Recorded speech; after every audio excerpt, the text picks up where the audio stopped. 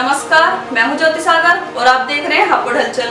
आज नगर पालिका स्थित गांधी पार्क में जिला और शहर कांग्रेस कमेटी के पदाधिकारियों और कार्यकर्ताओं ने पूर्व विधायक गजराज सिंह की अध्यक्षता में उत्तर प्रदेश में हाल ही में 69,000 शिक्षक भर्ती घोटाले के विरोध में एक दिवसीय उपवास रखा।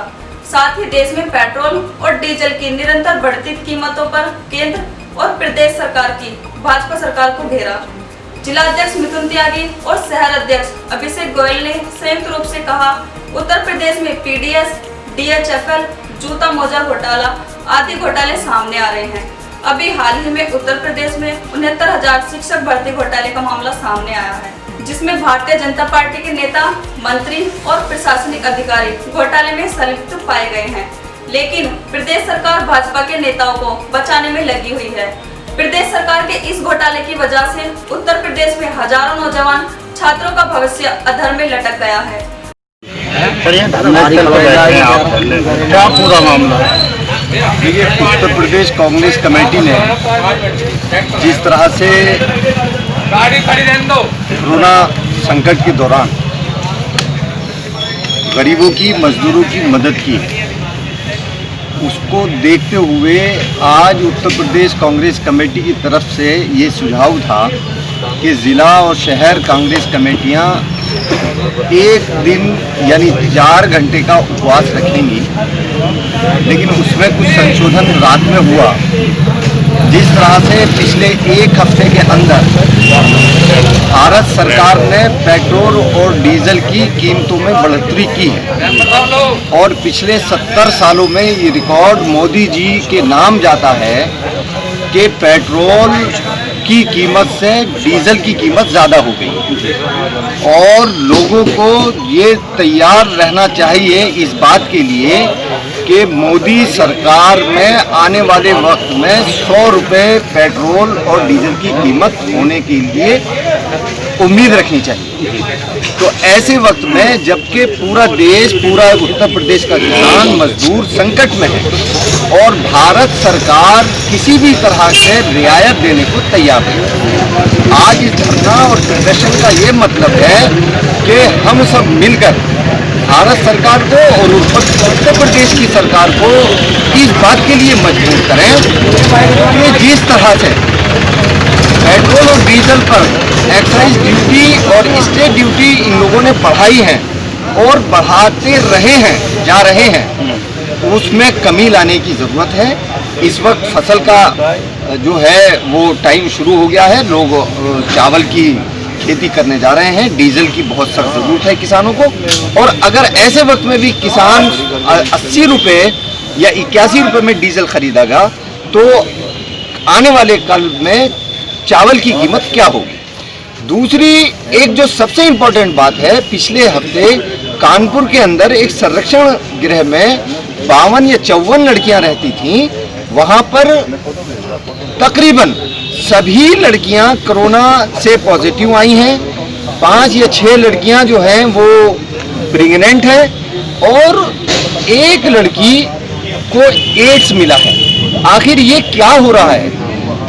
जिस पत्रकार ने, जिस मीडिया हाउस ने या जिस अखबार के पत्रकार ने इस षड्यंत्र को, इस जुर्म को आवाम के बीच में लाने की कोशिश की गई है, योगी सरकार ने घंटों उस पत्रकार को पुलिस की कस्टडी में रखा, उसके साथ मारपीट की, उसके साथ जाति की। हम इसकी भर्त्सना करते हैं, हम इसकी मजम्मत करते हैं और ये उम्मीद करते हैं कि अपनी मीडिया से कि कम से कम आवाम के सामने सच्चे मुद्दों को, अच्छे मुद्दों को और उसकी जो परेशानियां वो झेल रहे हैं, जो सरकार की तरफ से जो कुदरत ने कोरोना भेजा है वो तो एक अलग है, लेकिन सरकार को इस बीच में आवाम को क्या मराहत, क्या सहूलियात देनी चाहिए थी वो बिल्कुल भी नहीं दी जा रही। इस धरने प्रदर्शन का और उपवास का आज का ये मकसद है। जैसे डीजल और पेट्रोल के दाम अगर नहीं घटते हैं, जैसे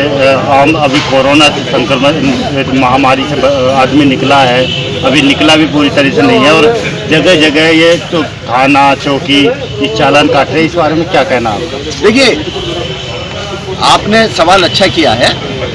हापुड़ जिस जगह पर हम बैठे हैं, मुझे नगर पालिका पहुंचने में तकरीबन 5 मिनट के रास्ते को मैं 20 मिनट में यहाँ पहुँचा हूँ। हापुड़ बफर जोन है, यहाँ पर मरीज दिन पर दिन बढ़ते जा रहे हैं, लेकिन जिन सेंटर्स पर कोरोना के मरीजों को रखा गया है वहाँ से बहुत ज़्यादा शिकायत आ रही हैं। उनके पास में साफ़ सफाई नहीं है, उनको प्रॉपर दवाई का इंतज़ाम नहीं किया जा रहा है।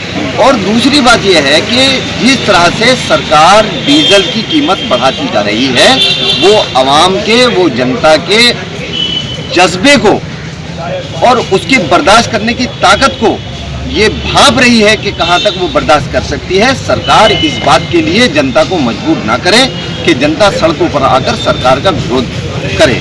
और अगर ये सिलसिला चलता रहा तो कांग्रेस पार्टी और उसके नेता और उसके कार्यकर्ता इस बात से भी पीछे हटने के लिए तैयार हैं। हापुड़ सदर के पूर्व विधायक गजराज सिंह ने 69,000 शिक्षक भर्ती घोटाले की त्वरित न्यायिक जांच कराने की मांग की है और साथ ही पेट्रोल और डीजल पर बढ़ाए गए दामों पर चर्चा की। इस मौके पर पूर्व विधायक गजराज सिंह, पूर्व जिला अध्यक्ष सैयद अयाजुद्दीन, पूर्व पीसीसी सत्यनारायण अग्रवाल आदि लोग मौजूद रहे। विधायक जी धरना स्थल पर बैठे हैं, जैसे महंगाई है, डीजल और पेट्रोल को लेकर आप पूरी मांगे हैं, तो अगर आपकी मांगे नहीं मानी जाती है तो आगे क्या एक्शन होगा? देखिएगा कि पूरे हिंदुस्तान के अंदर और ख़ास तौर से हमारे उत्तर प्रदेश के अंदर जो डीजल पेट्रोल के जो दाम बढ़ाए गए हैं, हमें याद है आज से 5 साल पहले का जब कांग्रेस की हुकूमत थी तो 50 या 55 रुपए के करीब में, 55-60 रुपए के आसपास में डीजल के दाम थे और कच्चा तेल 120 या 115 रुपए के हिसाब से था। आज मौजूदा हुकूमत के अंदर कच्चे तेल के दाम बिल्कुल नीचे आ गए, उसके चौथाई कहिएगा 25-30 रुपए के हिसाब में आ गए हैं। तो तेल और बहुत सस्ता होना चाहिए था, लेकिन मौजूदा हुकूमत ने तेल के दाम इतने ज़बरदस्त बढ़ाए हैं कि गरीब की, किसान की, मजदूर की, व्यापारी की कमर तोड़ने का काम किया है। सरकार का तकरीबन 50 रुपए टैक्स है इसमें। सरकार ने टैक्स पर टैक्स बढ़ाया है, क्या ज़रूरत थी टैक्स बढ़ाने की? इस महामारी के अंदर जहां व्यापारी भी, किसान भी, मजदूर भी, तमाम लोग दुखी हैं, त्रस्त हैं। बाजार नहीं खुल, 3 महीने होने जा रहे हैं, हापुड़ का बाजार नहीं खुल पाया है। बिलखुए के बाजार में दिक्कत आ रही है बहन बेटियों को या उन लोगों को जिनके यहाँ शादी ब्याह की आवश्यकताएं की जो वस्तुएं उन्हें खरीदनी थी, वो दूसरे जिलों में जाकर के परचेज कर रहे हैं। ऐसे समय में मौजूदा हुकूमत का पिछले 15 दिन से बराबर तेल के दाम बढ़ा रहे हैं, ये निंदनीय है। इससे ट्रांसपोर्ट का जो आने जाने का जो किराया भाड़ा है बहुत ज़बरदस्त बढ़ेगा, महंगाई बढ़ेगी। जो किसान डीजल खरीद करके ट्रैक्टर में इस्तेमाल करेगा, जो उसकी जुताई के लिए काम आएगा, वो भी उसका महंगा होगा। इसी प्रकार से सरकार ने जो डीजल के दाम बढ़ाए हैं बड़े निंदनीय हैं। हम इसकी भर्त्सना करते हैं और चाहेंगे कि माननीय प्रधानमंत्री जी में या माननीय योगी जी में जरा भी अगर नैतिकता है तो वो इन दामों को वापस लेने के लिए या जो उन्होंने टैक्स बढ़ाया उस टैक्स को वापस लेने के लिए कार्रवाई करें। अगर उन्हें इस भारत से प्रेम है, हिंदुस्तान से प्रेम है, हिंदुस्तानियों से प्रेम है, तो इस कार्रवाई को तत्काल वो लागू करें।